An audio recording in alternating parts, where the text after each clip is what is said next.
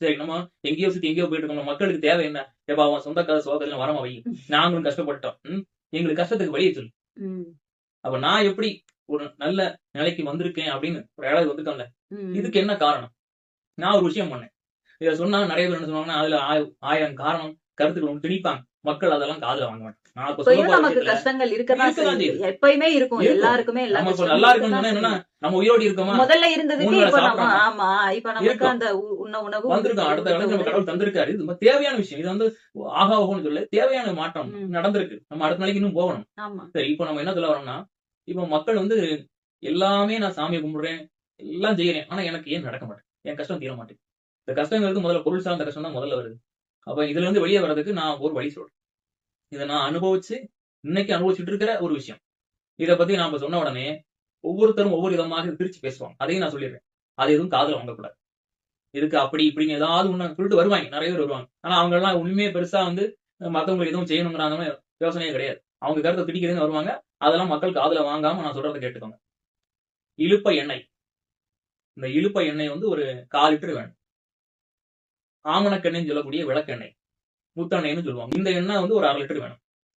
இத வந்து ஒண்ணா கலக்கணும். 1/4 லிட்டர் இலுப்பு எண்ணெயும், அ 1/2 லிட்டர் விளக்கெண்ணெயும் ஒண்ணா கலந்து வச்சுக்கணும். இதுல காலையில 5 மணிக்கு வீட்ல விளக்கேத்தணும். விளக்கேத்தணும்னு சொன்னா நீங்க குத்து விளக்கு ஏத்தணுமா? அகல் விளக்கு ஏத்தணுமா? காமாட்சி விளக்கு ஏத்தணும் 1000 கேள்வி வரும். எந்த விளக்கானாலும் ஏத்திக்கோங்க. மண் விளக்கு கூட ஏத்திக்கோங்க. பிரச்சனை கிடையாது. நமக்கு தேவை ஒரு விளக்கு வேணும். அதுல இந்த எண்ணெய விடணும். இந்த 2 எண்ணெய் ஒண்ணா கலந்த எண்ணெய் இருக்குல்ல, அந்த எண்ணெய விட்டு தீபம் ஏத்தணும்.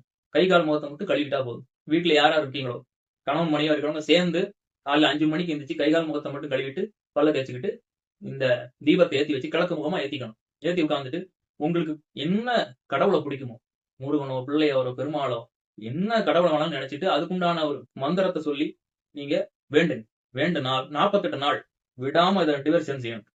இல்ல குடும்ப நலன் கருதி யாராவது ஒருத்தராவது செய்யணும். சில நேரம் பெண்களுக்கு வீட்டு வசதி இல்லாம ஆகும். அப்ப 5 நாளைக்கு அவங்களால வர முடியாதுன்னு இருக்கும். பக்கத்துல தான் போக முடியாது அப்படிங்கிறது வந்து உலகத்துக்காக உள்ளது. மனசு வந்து சுத்தமா இருக்கணும். மனசுல எந்த இதுவும் இல்லாம, பெண்கள் வந்து தீட்டு தோஷம் அப்படிங்கிறதெல்லாம் வந்து புற உலகு சார்ந்த விஷயம். அதெல்லாம் பத்தி பெண்கள் யோசிக்க வேண்டாம். தீபத்த கணவர் ஏத்தி வைக்கட்டும். நீங்க சமயக்கட்டுல சமைக்க தான் போறீங்க. சமயக்கட்டுல அந்த அடுப்புல எரியிற நெருப்ப பார்த்துக்கிட்டே நீங்க என்ன பண்ணுங்க, உங்களுடைய தெய்வத்த 5 மணிக்கு நீங்க வந்து வேண்டுங்க. வேண்டுனால் 48 நாள் தொடர்ந்து எந்த வீட்ல இந்த 2 எண்ணெயும் கலந்து நான் சொன்ன விதத்துல கலந்து தீபம் ஏத்தி உங்களுக்கு பிரியமான பாடலோ, மந்திரமோ எதோ வேணா சொல்லுங்க. 48 நாள் சொன்னீங்கன்னா, உங்க வாழ்க்கையில கண்டிப்பா ஒரு மறுமலர்ச்சி நடக்கும். இது எனக்கு நடந்திருக்கு. மிகப்பெரிய அற்புதமான மாற்றங்கள் இது நடக்கும். இப்ப நெறைய பேர் இப்ப அபிராமி அந்தாதி கேட்கறாங்கல்ல. இந்த அபிராமி அந்தாதி படிக்கிறவர்கள் தயவு செய்து காலையில 5 மணிக்கு எந்திரிச்சிருங்க. குளிக்க வேண்டாம். முகத்த கழுவி பல்ல தேய்ச்சுக்கிட்டு, விபூதி பூசிக்கோங்க, சந்தனம் வச்சுக்கோங்க, குங்குமம் வச்சுக்கோங்க.